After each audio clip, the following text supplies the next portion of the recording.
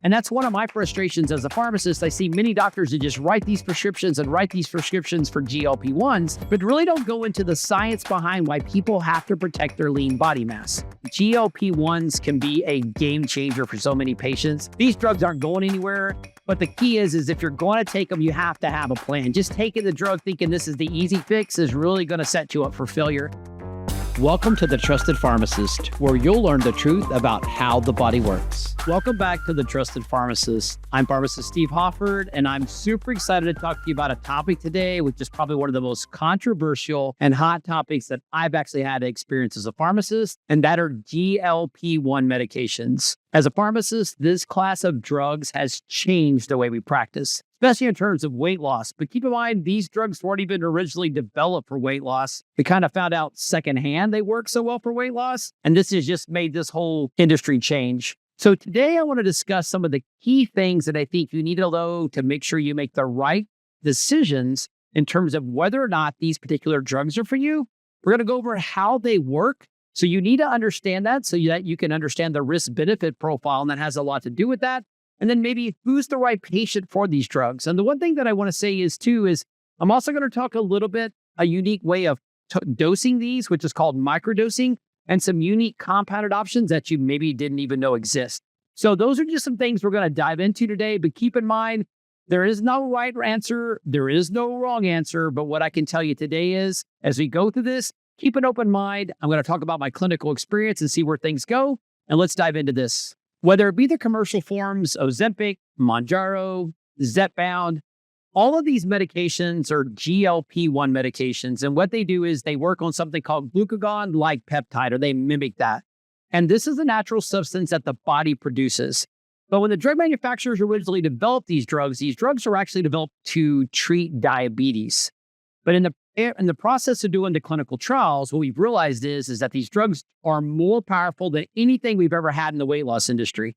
Keep in mind, as a pharmacist, when we do our weight loss classes, if somebody comes to me and says, "Hey, Steve, I'd like to shoot for about a 10% weight loss," that's about doable. But if somebody wanted to lose 15 or 20% of their body weight, I can honestly say traditional weight loss methods, that's eating properly, exercise, lifestyle management, really can only get us to about 10%.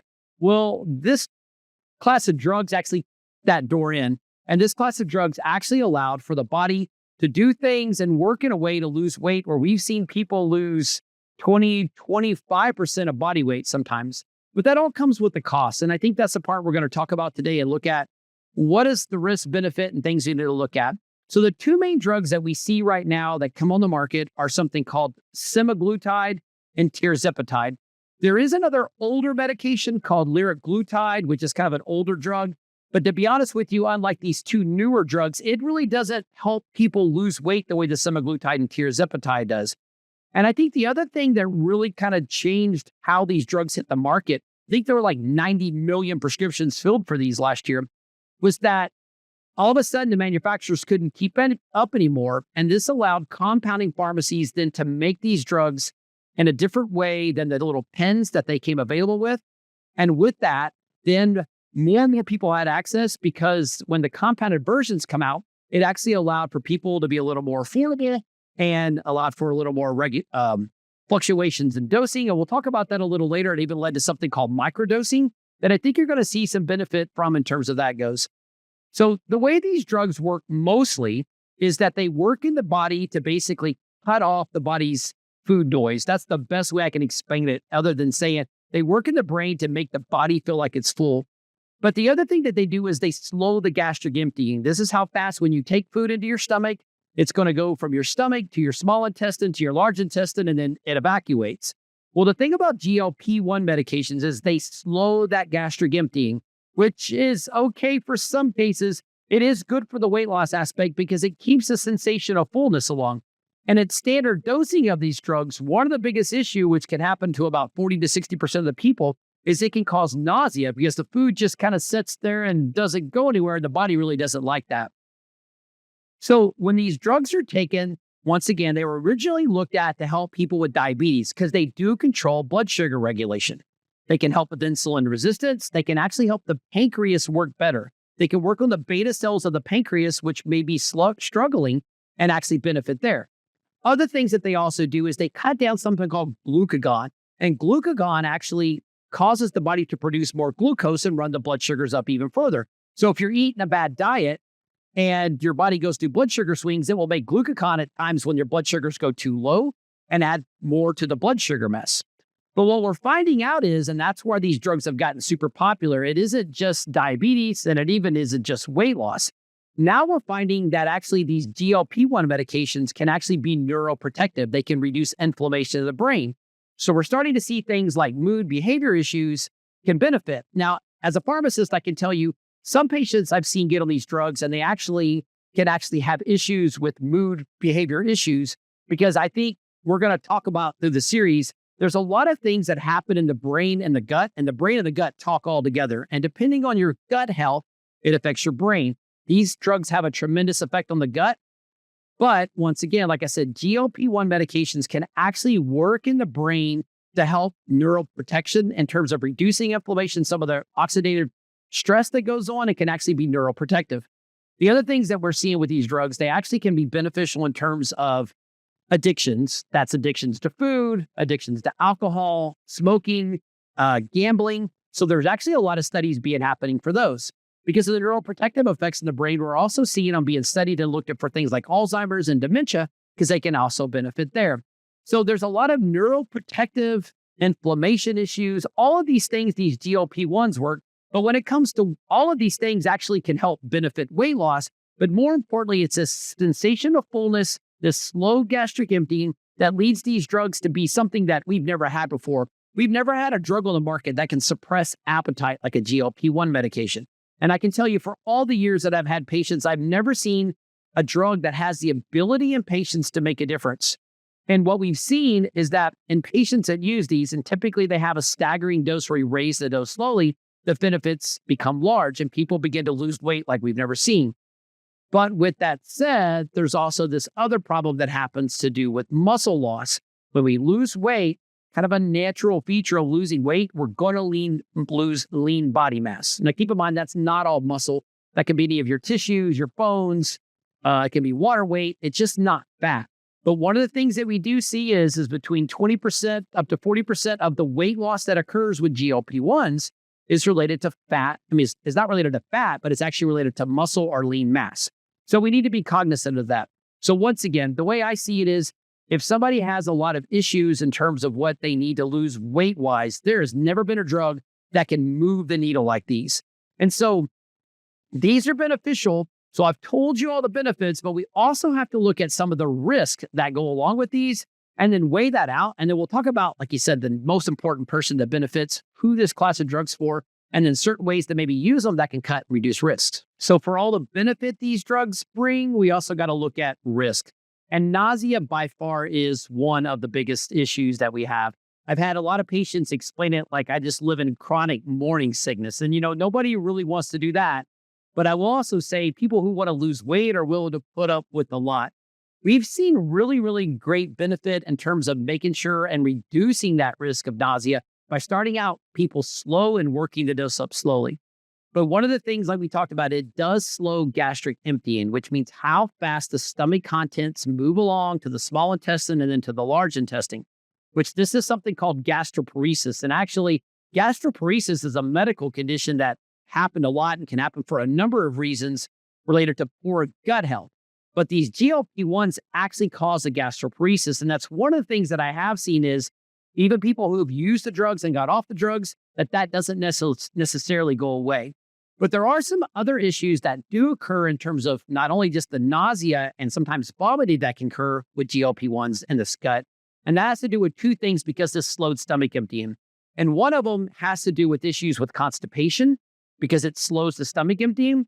Another thing that occurs is because the way the body digests foods, we're changing that. Sometimes we can eat a healthy diet, but unfortunately what we see is that the body doesn't absorb the nutrients and stuff like it used to. So that's something else we have to keep in mind. And then the last thing is when we slow the stomach contents down, the body doesn't break it down and digest it like it used to. Now all of a sudden it can lead to something called dysbiosis. And dysbiosis has to do with a irregular or not normal pattern of your natural gut bacteria. We naturally have a lot of good gut bacteria that live there to keep things healthy. And these GLP-1s can set up something called dysbiosis, where we have an inordinate amount of bad bacteria, which can lead to a whole host of gastrointestinal effects, lead to inflammation. And believe it or not, those then can cause things in the body, things like rashes, skin issues, brain problems in terms of mood, depression, anxiety. So once again, keep in mind, it is a gut local effect, but it can affect other parts of the body. The other big thing that we talk about, you hear it all in the news, is the effect in terms of lean body mass. One of the things, like you said, is we all know that muscle is the currency of aging, and we have to preserve our muscle. Because one of the things is about 80 to 90% of people who start GLP-1s, after 2 years, they're off of them, which means, and unfortunately, when you get off a GLP-1, it doesn't take very long for the food noise to come back and some of the eating issues to come back. And unfortunately, if you haven't set up good habits and set yourself up for success, you're going to unfortunately gain back. Like you said, I think about 68% of the people who stop at GLP-1 will gain that weight back. But the problem is throughout the use of a GLP-1, if you didn't do or take the time to make sure that you preserve your muscle mass, and we'll talk about that in a second, what happens is when you lose all this weight, you lose fat and you lose muscle. When people gain back weight afterwards, they typically gain back fat. They don't gain back muscle.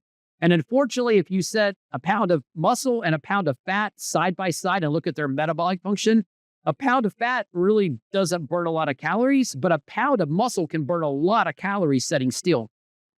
So one of the things we have to keep in mind is we want to preserve our muscle while we're on a GLP-1 medication.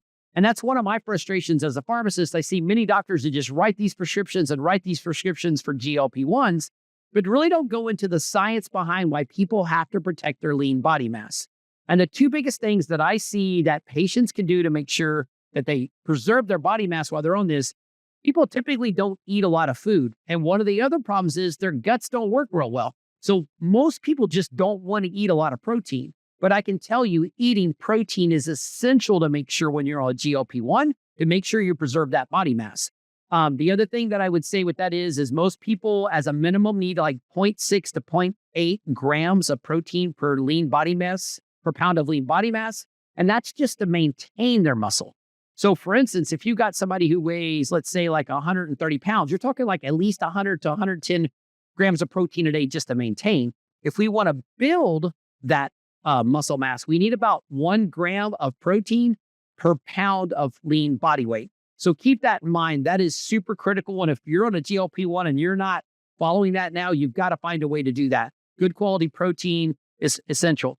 Other things that you can do to make sure you preserve your muscle while you're on a GLP-1 is make sure you're taking creatine. That's been so many studies been shown to help make sure that preserves your muscle. In addition, you've got to be doing some resistance training, strength training, not just getting on a treadmill and walking 30, 40 minutes a day. Like that's not going to build muscle. Not cardio doesn't build the muscle. We have to do some muscle building and strength, because if we don't preserve our muscle and we lose all this weight and we gain it back and we gain back fat, you're just setting up a vicious cycle that's going to make weight loss harder and harder and harder down the road.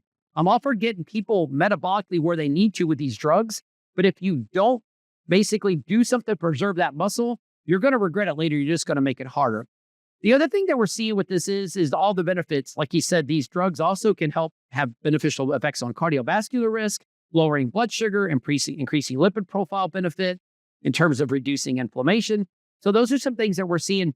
The one thing that I will say, there were some initial black box warnings in terms of pancreatic issues and stuff that we really haven't seen. There's been some new information out about patients who have about really watching their renal function. Sometimes these drugs can have a benefit in renal function, but they also can have a negative effect on the renal function.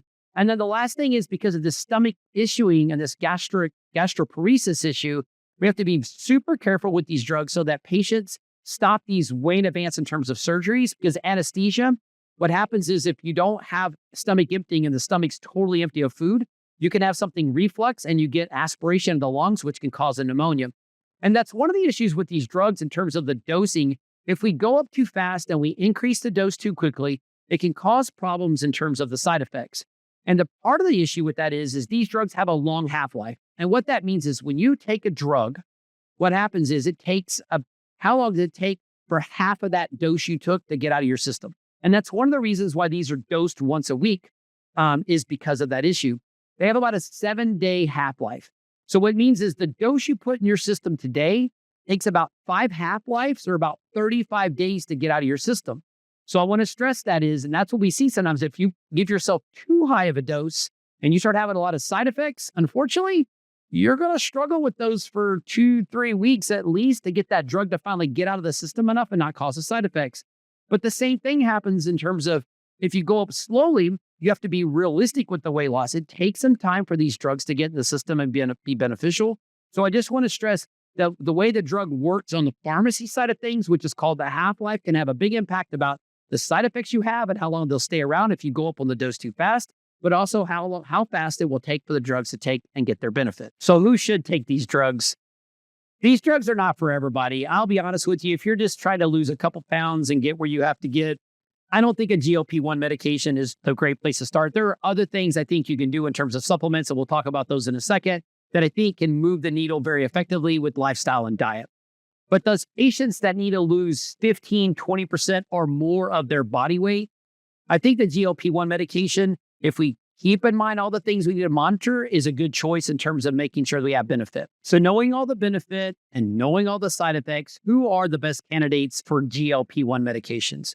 So first and foremost, that patient who is diabetic or severely insulin resistant, pre-diabetic with a lot of weight to lose, say 15 to 20% or more of their body mass because of obesity, no doubt about it. This class of drugs is a game changer and works like nothing that I've ever been able to offer as a pharmacist. So that's super important.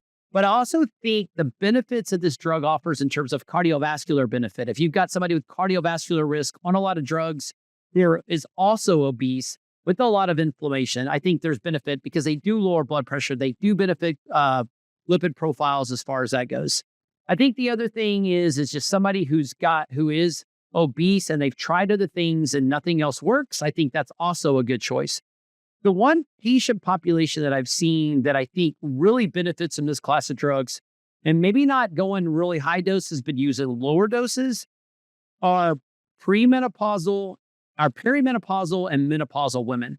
I can tell you, I work with so many of these ladies that do everything perfect. They eat right, they adjust their diet, they work out, they exercise, they do all the things that they should do. And unfortunately, just the weight doesn't go away. I think that's the patient, short-term wise, can really benefit from this class of drugs with the proper system. And we'll talk about some things that we need to remember once we start the class of drugs. But those patients, like you said, that need to lose weight, I think this is really benefit is.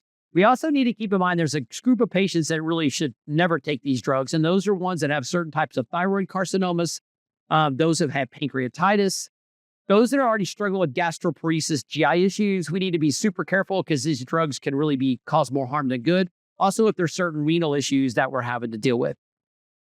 Precautionary wise, I think it's important to keep in mind is anybody who has had issues in the past with these drugs that hasn't done well, we need to be careful with restarting them. Also, ladies who are considering becoming pregnant or are currently pregnant, really these are kind of off limits. And keep in mind, these drugs stay in the system for about a month after you take them. So if you're considering pregnancy, we need to postpone that and be smart about that as far as that goes. But once again, I think if you're trying to just lose a few pounds, I don't necessarily think this is the best class of medications for you. For as a pharmacist, to me, it's all about risk benefit. But once again, if you've got to lose a large amount of body weight, I think this is a class of drugs that can totally change the game and help you be successful. So one of the biggest reasons I did this podcast is many of these GLP-1 medications that have been compounded up to now, the injectable forms, have been available only because the manufacturer has had them on what's called the FDA shortage list. And one of the things to keep in mind is while they were there, compounders can make them. Now that the FDA shortage list has gone away, many compounders can no longer make these medications. And I think you're going to find out that getting these medications, one, as accessible as they have been and definitely as affordable they have been, is going to be a challenge. So many people are like, hey, what do we do? How do we survive? How are we going to get our GLP-1 medications? We've made it this long. Or how do we get off and how do we adjust? Before I talk about that, I do want to talk about two things. One is something called microdosing. So and once again, this is up to work with you and your doctor. This is strictly for health information.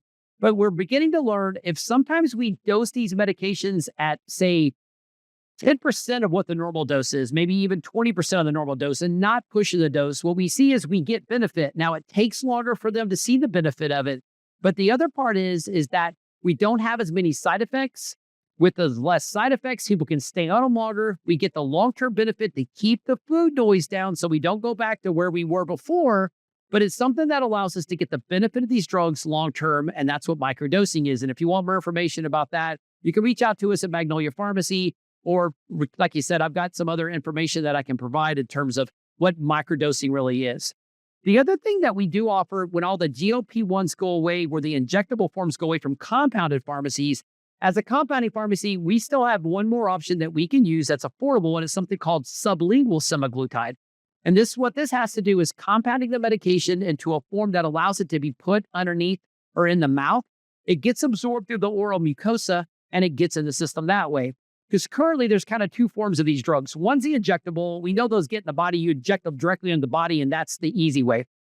Currently, there are a couple commercially available products that are an oral capsule that you take by mouth. And I can tell you less than 1% of that drug you take by mouth gets absorbed. They're not very effective. They don't work well, and you got to do them every day. We've had really good success with the sublingual semaglutide. Keep in mind, there's no needles, no shots. We're not taking it by mouth, but we're putting a liquid in the mouth and allowing it to get absorbed that way. We've had some good success in mimicking this microdosing to get some of the benefit of the GLP-1 without all the nasty side effects, and there are no needles. So if you live in the Magnolia area or you have a compounding pharmacist near you, you might ask them about sublingual semaglutide and something that we use as a base called Submagna, and we've seen benefit with that. So that's another option. If your compounded injectable goes away, you might look into that. So if you're getting off these drugs, what are the things you can do to be successful? Because unfortunately, within a couple days of getting off these drugs, the benefits are going to start to change. Like I said, it stays in your system for about 35 days after you get off. But within the first couple of weeks, the food noise is going to start coming back. The cravings are going to come back. The metabolic benefit in terms of reducing inflammation, effects on blood pressure, those type things are going to creep back in. So what can you do to be successful? So one of the things I would say is there are certain supplements. Some of my favorite supplements, something like green tea to boost metabolism.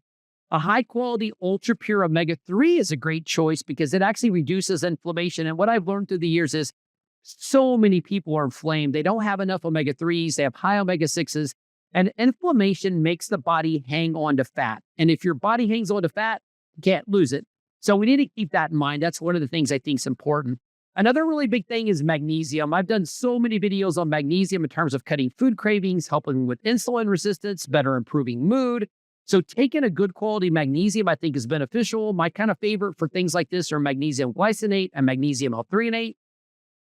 Another thing you can do is probiotics have been shown for years to help patients lose weight. But one of the amazing things that I've learned about is newer probiotics, something that contains Akkermansia. I heard about Akkermansia about 5 or 6 years ago in some of my GI wellness classes about Akkermansia shows the gut to be healthy. But one of the things we're learning is that Akkermansia as a particular strain can actually help the body produce its own natural GLP-1. Now keep in mind, I don't want to oversell this because your natural GLP-1, when your body produces it, it lasts for like a few minutes and it's gone. And remember how I talked about these GLP-1s, when you put them in your body, they last for like weeks. So keep in mind, your natural GLP-1, the GLP-1 medications, they're like 10 to 100 times stronger than your own body's produced GLP-1.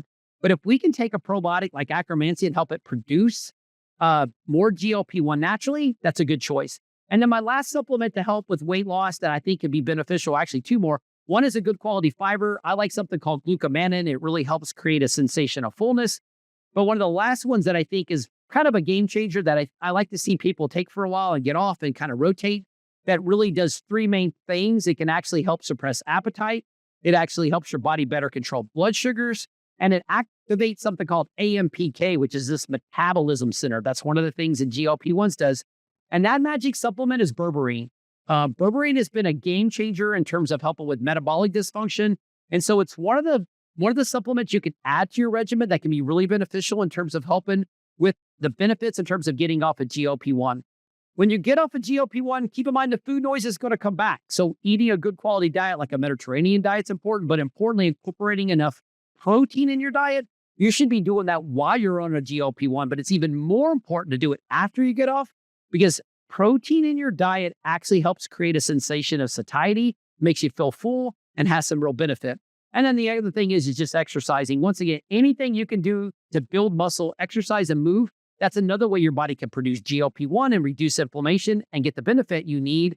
So once again, if you got to get off these, don't panic, but you do need to start preparing and thinking about that, because these are things, if you don't plan or you don't have a system to make sure you're successful, you're going to struggle. And I think that exercise is the big one. It's one thing to cut out foods when you get off of these, but that exercise can pick up the difference and improve that metabolism, make you metabolically flexible to be successful after you get off a GLP-1 medication. So as a wrap up, GLP-1s can be a game changer for so many patients. I think these drugs aren't going anywhere, and you've got the drug manufacturers with hundreds of these in the pipeline. And so the thing, we're going to live with these, we're going to learn with these. We don't really know what the long-term effects are, but right now I think they're a good choice for certain patients.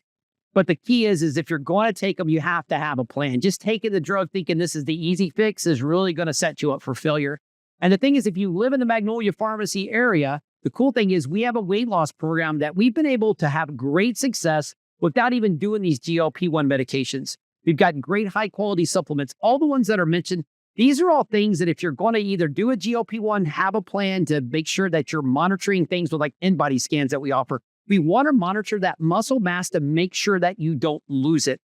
Just stepping on a scale, you don't know if you're losing weight, you don't know if you're losing fat or if it's muscle, but with an in-body scan, which we offer at the pharmacy, you're able to track that. Also, too, making sure you're having adequate protein and understanding that. That's one of the things we teach in our weight loss classes, how to adjust your protein for what you need. And then the quality supplements, once again, have a plan, work with the pharmacist. If you're in the Magnolia Pharmacy area, we'd love to have you come by. You can go on our website and order all the supplements that I mentioned today. But the thing is, we have to understand these GLP-1s are here to stay. They can help you be successful. But if you do the right screening to understand if or if not this is the right drug for you, and once again, the debate's going to continue. Everybody has their opinion, but the most important opinion is your opinion, because it's your health. You're the one that drives the bus. You're the one that makes the best decision. But if weight is an issue that's totally wrecking your health and you need to kind of move the needle, then a GLP-1 may be a good option for you. Thank you so much for joining me today on The Trusted Pharmacist, and I hope you join back for our next episode of The Trusted Pharmacist.